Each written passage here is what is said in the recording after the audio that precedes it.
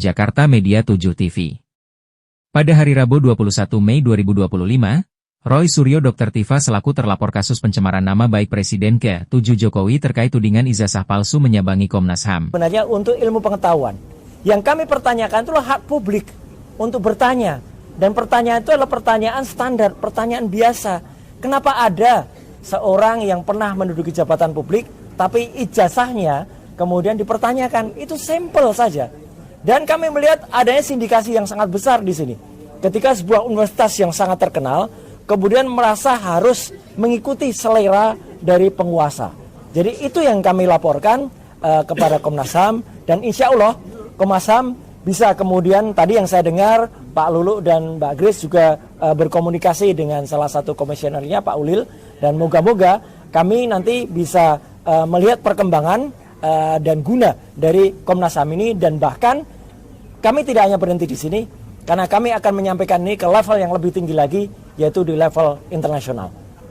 Apa yang terjadi hari ini terhadap klien kami, Bang Roy Suryo, Dr. Tifa, dan rekan-rekan semua, itu adalah bentuk kriminalisasi, di mana berusaha di dalam penegakan hukum yang dilakukan, itu dilakukan terhadap ekspresi publik yang tidak hanya didasarkan pada opini, tapi juga didasarkan pada ilmu pengetahuan.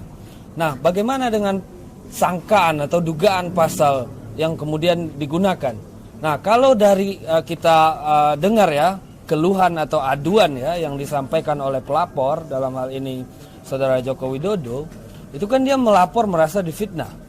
Tapi kemudian oleh pihak kepolisian di dalam perkara ini digunakan pasal-pasal yang sifatnya itu adalah melindungi suatu informasi atau transaksi elektronik yang bersifat sistemik.